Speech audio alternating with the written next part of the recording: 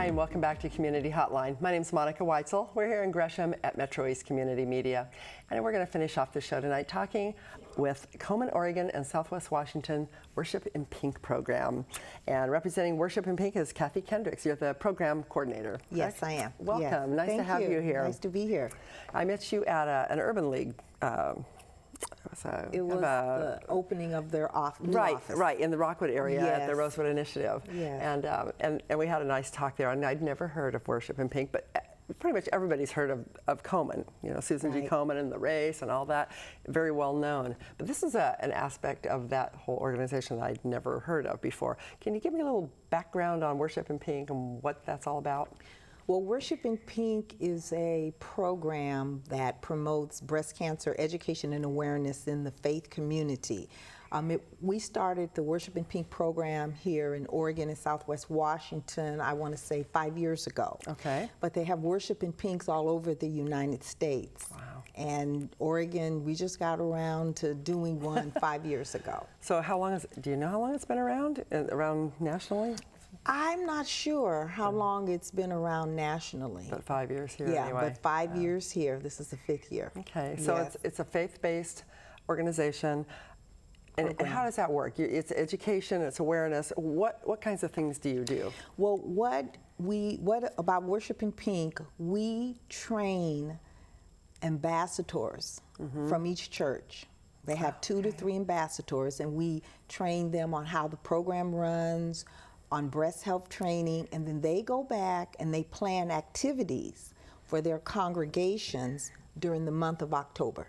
Great, so that's coming up next month, so Yes, this it is a good is. timing. Yes, it so their churches, are they synagogues, mosques, other? All faiths. Okay, all faiths, good. All faiths, yes. So say I'm a parishioner or I'm a member of a certain church, and this is something I want to do next year, then I would contact you and say, I'd really like our church to be involved in this. Yes, we usually have information sessions for new congregations and returning congregations.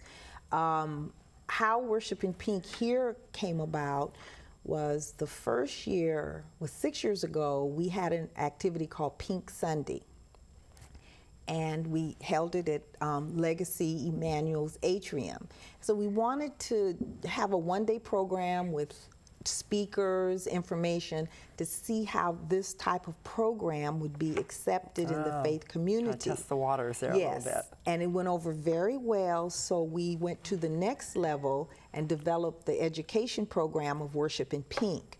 The program is a mission program of Susan G. Komen, Oregon and Southwest Washington, in partnership with the Legacy Cancer Institute. Oh, great, that makes perfect sense. Yes. Now, because we're community television, we can't say any prices, but is there a cost to the church for this? No, or anybody? it's no cost. That's great. We provide the materials, we provide the training for them, because the ambassadors are more like breast health messengers in their congregations. It's not, Worship in Pink is not like, okay, we're going to have an activity, we're going to have materials, everybody's going to wear pink, which happens in most cases. I bet it does. But we take it a step farther where they connect with women in their churches. I bet it's a great way for people in congregations to get to know each other better. Yes, yes. And then also to spread the word about the importance of breast health. What's your overall goal, would you say, for this? Well, it's to educate women and to get the screening rates up, especially among the African American community. Because that's low.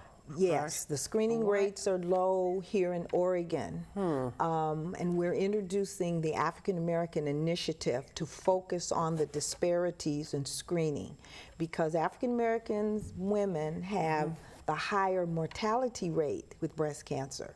Because I know not a higher number of women diagnosed. But the mortality rate is higher. And do you think that's because they're waiting longer to be diagnosed? Yes, late stage diagnosis. It comes fear, not having resources. Because in my case, my mother had breast cancer. She was diagnosed in 4th stage. Oh, wow. And she passed away. She passed 27 years ago, but she never had a mammogram. Oh. And because she comes from a generation that they didn't talk about it. Right, They right. didn't talk about it. And in the church, many, many, many years ago, you didn't talk about health. But we've come a long way where churches have health ministries now. Not only they focus on breast cancer awareness, they focus on diabetes, heart, other, you know. So the churches are taking a more holistic approach to their own congregation. Yes, Just, yes. yeah, keep them healthy inside and out. Yes, and the program is to empower women to be proactive when it comes to the breast health. Oh, that makes perfect sense. So that's what motivated you as your mother to get involved in this. Yes. Yeah. So what has been the response when you? I assume that you've gone out to the different churches or synagogues or whatever, and you've been involved in the activities that they've put on. Well, how we basically started, we had 5 years ago. We had a clergy breakfast. Okay. Clergy breakfast. To introduce. We invited the clergy to the breakfast. It was held at Legacy Emmanuel to explain the program and how they could become involved, and they made a commitment to become involved in Worship in Pink. So that's kind of how we started. It's probably smart doing a bunch of them because there's that little peer pressure. Well, we're doing it at our church. How come you're not doing it? And the pastors, the clergy, they have been so supportive of the efforts. Good. I wondered if they would embrace it or yes, they have. off. They have embraced it, and the ambassadors, they take their roles very seriously because they're reaching out to women who are underscreened, underserved women. So the events that you have do they decide what events they want to do, or do you provide suggestions? How does that work? We have what we call an ambassador summit. Okay. We have 2 of them, one in July and one in August. It's half a day where we talk about the program. We talk about what deadlines they need to make and need to meet. And then we give them suggestions for activities. And then they decide what would maybe work best for their... what would work best. What kinds? Give me an example of an activity that they might do. Let's see. I'd say a tea, a luncheon. One group this year, I know because I peeked a little bit at the list. They're having a movie night. Oh, okay. So it can be a real wide variety of things. They've had hat fashion shows. And we provide speakers. Oh, you do? Yeah, we provide speakers. To make it an educational. There's a social component and the educational component. Yes, and one group last year had a musical and fun. And just different activities to engage women, because I always tell them that the activity is the vehicle to drive the message. Right, and so that'll bring them in. That'll bring them in get the message to drive the message of, of early detection save lives. Do you feel like it's making a difference? I think it is. I think it's making a difference because the program here in Oregon and Southwest Washington is different from the other programs because we provide the training. We provide the resources so they could be that face of Worship in Pink in their congregations. So you do all the hard work. You do the hard work, and then they just need to spread the information out and help bring the people in. And help bring the people. We have some of the ambassadors are actual breast cancer survivors. Which is always a more powerful way to get that message across, I think. Yes. Yeah. So if somebody were interested, I know you have the information sessions, you said twice a year, is that right? For congregations that are interested? We usually have the information sessions, I would say, in the spring. And then we start the training in the summer. And then, everybody registers their churches in September. And then we start getting ready October 1st. Because we used to have Worship in Pink during the weekend. The traditional Worship in Pink weekend. So we decided this year, since it's the 5th year, to have it all month. So it's all of October. It's all of It's like it's Breast Health Awareness Month. Yes, so it's Worship in Pink Breast Cancer Awareness Month. It's all the month of October. Okay. We have community organizations that participate. So it's not just the faith-based community. No. So who are some of the organizations? The community organizations that participated last year with us were, we had the Urban League Senior Center, we had Dress for Success, they participated. We had a group called Sisters for Life. They participated last year, and we also involved the hair salons. Because and how does that work? That works where we provide the materials, and then they share the materials with their patrons. Ooh, they have their client right there. They can't get away. I've got the scissors right here. Yeah, they share the That's information. great. Yeah, because it basically takes a village. And you know that when you go to the hairdresser, you're always talking. Yes. I mean, we do. We talk to our hairdressers. They talk back to us. So that's actually a really good time to get that information out. Yes, and so it's a very, I think it's a much needed program. Yeah, it sounds It's like a much needed program to educate women about breast cancer awareness, in education. Well, so before we run out of time, then tell me what some of the information that you would be giving out. What are some of the most important things women need to know about breast health? Like, when do we get a mammogram? When should we be checking, doing monthly exams? A mammogram, that kind of thing? what Susan G. Komen recommends is yearly, starting at age 40. But if you have a family history, you need to check with your health provider. In my case, I had my first mammogram when I was 32 because of my mother. Right. So you need to check with your health provider, practice breast self-awareness, and get a clinical exam from a health provider. Okay. And that's what we're basically trying to reach out to women that are under-screened and underinsured to navigate, to help them get through the system. So what do you tell somebody who says, I'm not doing it because I don't have insurance to cover it? We are partnering with the Breast Cervical Cancer Program in Oregon and Washington, where if a woman says to you, I don't have insurance, we said, well, we can help you. You can go through BCCP, get qualified, and then you could get a mammogram.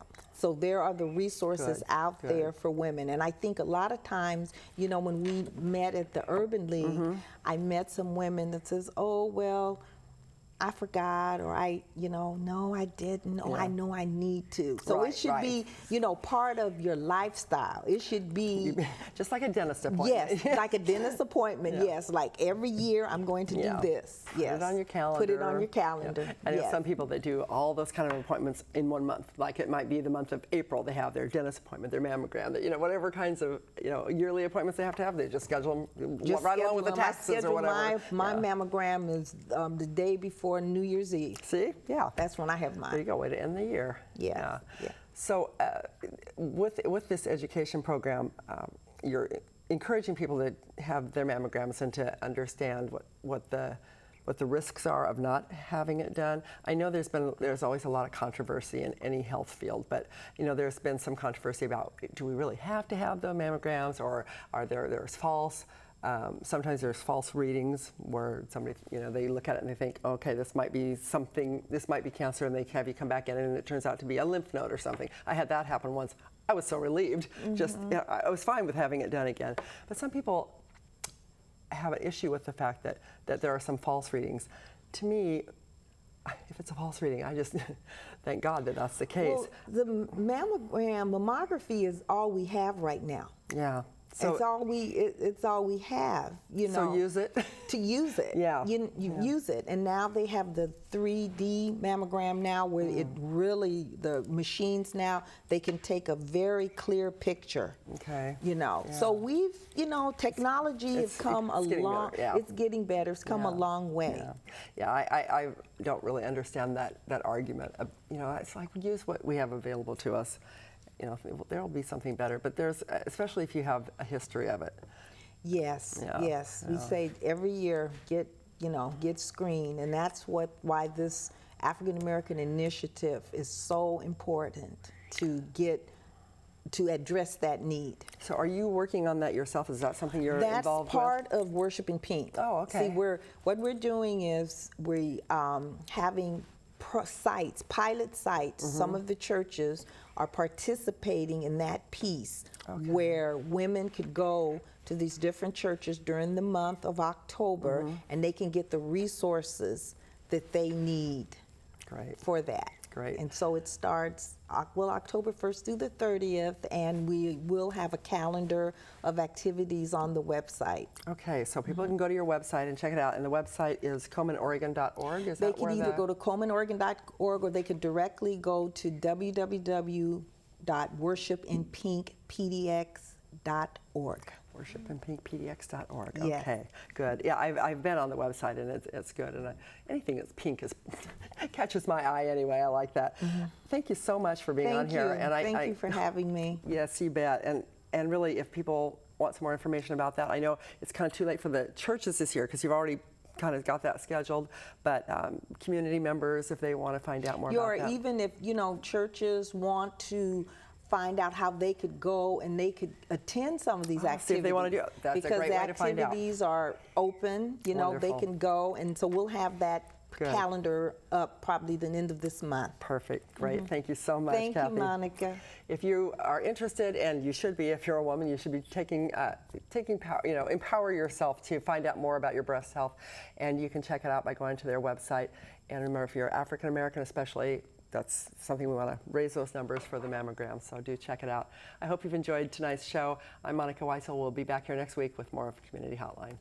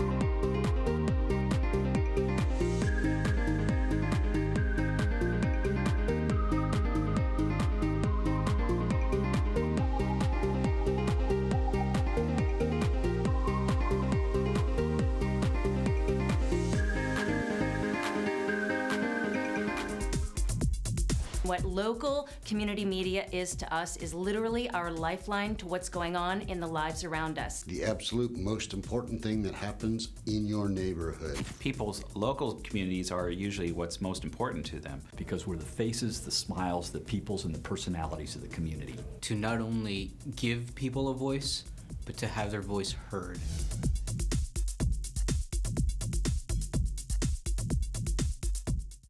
Have you ever wanted to create a TV show of your own? Come check out the basic editing class at MetroEast. Our trainers will give you the skills you need to flex your creative muscles. Using our state-of-the-art IMAX and Final Cut Pro 10, you can work with your own videos, add graphics and music, and even drop in cool special effects like green screen and slow motion. The best part? No experience is required. All ages and skill levels are welcome. Find out more on our website at metroeast.org.